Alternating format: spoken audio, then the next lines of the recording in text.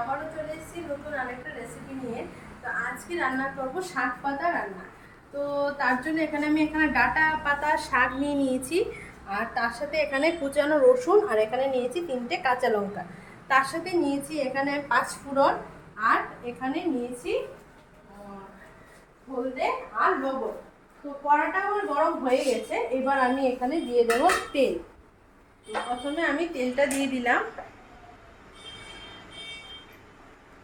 এবার তেলটাতে আমি দিয়ে দেব কাঁচা লঙ্কা, রসুন কুচি আর 5 ফোড়ন। তো এখানে আমি দিয়ে দিচ্ছি 3টে কাঁচা লঙ্কা, আর এখানে দিয়ে দেব 1 চামচের মতো 5 ফোড়ন একটু দিয়ে দেব। এবার এটাকে একটু ভালো করে এভাবে নাড়িয়ে নেব। তারপরে এখানে দিয়ে দেব রসুন কুচিটা। এখানে আমি বড় সাইজের একটা রসুন আমি এখানে নিয়েছি, সেটাকে আমি কেটিয়ে কুচিয়ে নিয়েছি। এবার আমি এগুলো তেলের মধ্যে দিয়ে দেবো। যেহেতু ডাঁটা পাতা শাক রান্না করবো, শাকে রসুন না দিলে ভালো লাগে না, তো রসুন দিলে ভালো লাগে। তো আমি এবার রসুনটাকে ভালো করে এইভাবে একটু ভেজে নেব। শাকের মধ্যে রসুন দিলে একটু ভালো সুন্দর একটা গন্ধ আছে, আর খেতেও ভালো লাগে। তো তার জন্য আমি এখানে একটু রসুন দিয়ে দিলাম। রসুনটা একটু ভাজা হবে, তারপর আমি এখানে শাকটাকে দিয়ে দেবো। এখানে আমি শাকটাকে কিন্তু কুচাইনি, যেহেতু পাতাটা একটু ছোট ছোট, তার জন্য আমি এখানে গোটা গোটাই দেবো। আর সেটা এমনিতেই সেদ্ধ হয়ে একদম ছোট ছোট হয়ে যাবে, গলে যাবে আর কি। তো এখানে রসুনটা একটু ভালো করে একটু ভেজে নেব, না হলে কাঁচা গন্ধ রয়ে যাবে। তো আমি একটু রসুনটাকে একটু ভালো করে ভেজে নিচ্ছি। আর এখানে কিন্তু পেঁয়াজ দেবেন না, অনেকে শাকের মধ্যে পেঁয়াজ দিয়ে খায়, তবে আমরা সবসময় 5 ফোড়ন দিয়েই খাই। জানি শাক নাকি নিরামিষই হয়। তো আমি এখানে 5 ফোড়নই দিয়েছি। এবার আমি এখানে শাক পাতাটা একে একে দিয়ে দেব। তো আমি এখানে দিয়ে দিচ্ছি শাক পাতাটাকে।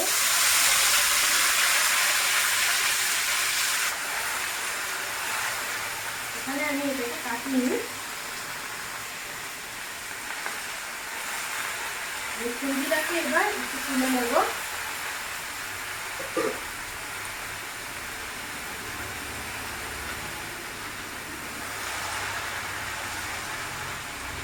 এখন এটা ফুলে আছে, কিন্তু একটু পরে এগুলো এমনিতেই একদম ছোট ছোট হয়ে যাবে।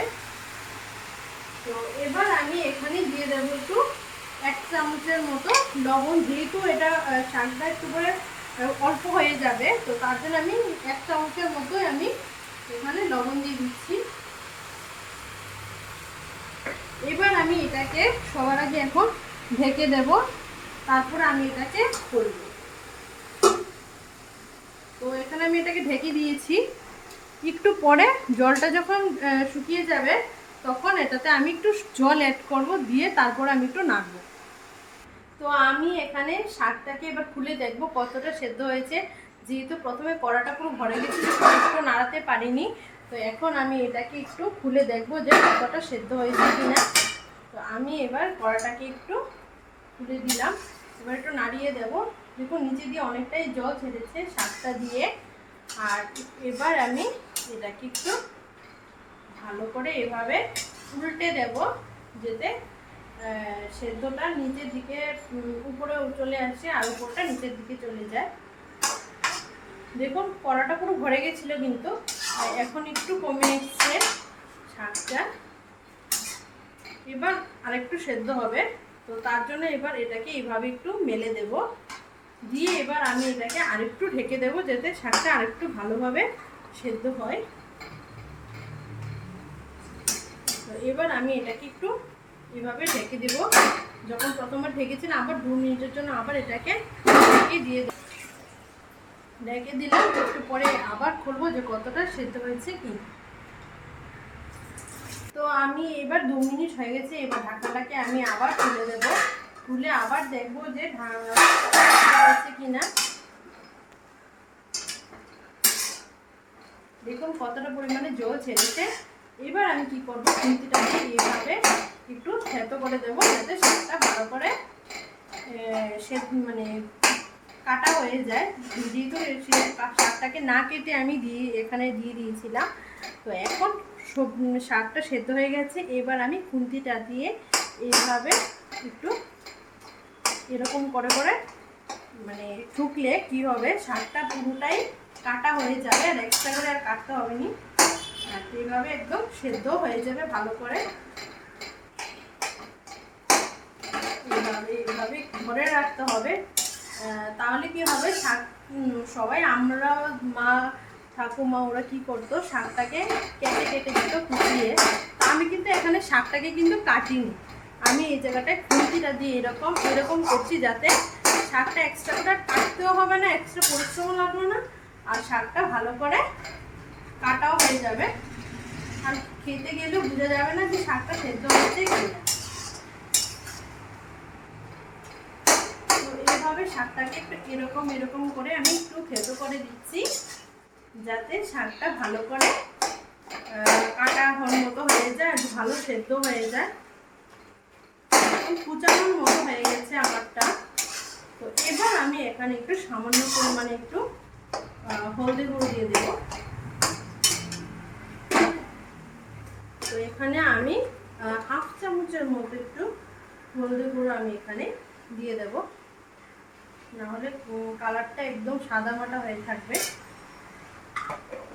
আর এখানে দিয়ে দেব একটু সামান্য পরিমাণে চিনি, এটা স্বাদ অনুযায়ী, আপনারা চাইলে দিতেও পারেন বা স্কিপ করলেও পারেন। তবে আমি এখানে হাফ চামচের মতো একটু চিনি আমি এখানে অ্যাড করে দিলাম, যাতে টেস্টটা ভালো আসে তার জন্য। তো এবার আমি শাকটাকে একটু এভাবে উল্টে পাল্টে একটু ভালো করে ভেজে নেব। দেখো শাকটার নিচে কিন্তু অনেকটাই জল ছেড়েছে, জলটা পুরোটাই শুকিয়ে যাবে। আমি আর এখন এটাকে ঢাকবো না,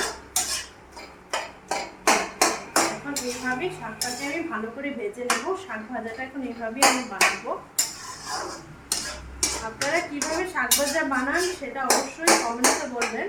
তো আমি তো ওইভাবেই বানাই, কারণ আমার মা ওইভাবেই বানায় বলে আমি ওইভাবেই বানাই। তবে মা সেটাকে কুচিয়ে নেয়, আমি কিন্তু সেটাকে কুচাইনি, আমি সেটাকে এইভাবে খুন্তি দিয়ে এরকমভাবে থেতিয়ে নিয়েছি। একটু আওয়াজ হচ্ছে ঠিক, কিন্তু পরিশ্রমটা লাগলো না, আর ফ্লেভারটাও খুব ভালো এসছে। আর শাকের নিচে যতটাই জল আছে ওটা দিয়ে শাকটা একদম ভালো করে সেদ্ধ হয়ে যাবে।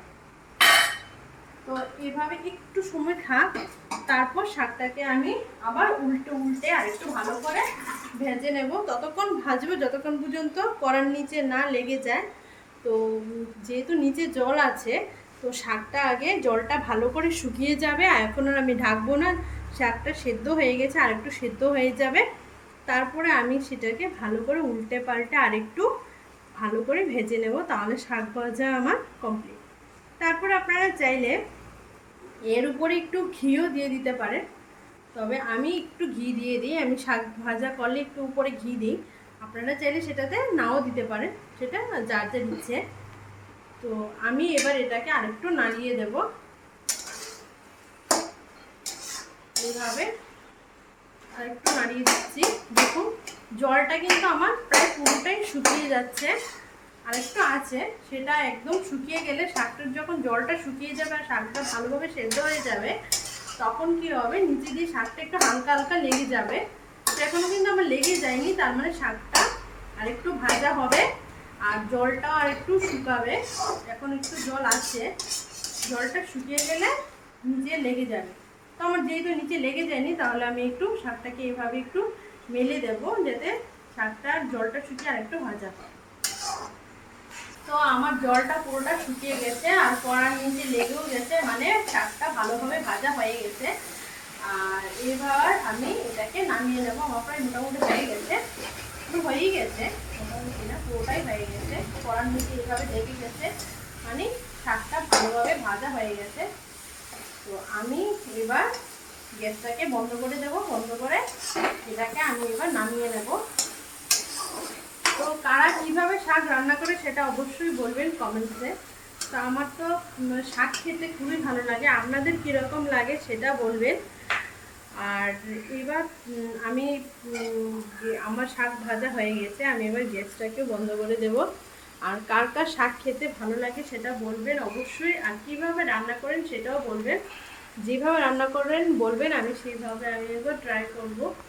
তো আজকে এই পর্যন্ত, আবার দেখা হচ্ছে নতুন আরেকটা ভিডিও নিয়ে। আজকের জন্য টাটা।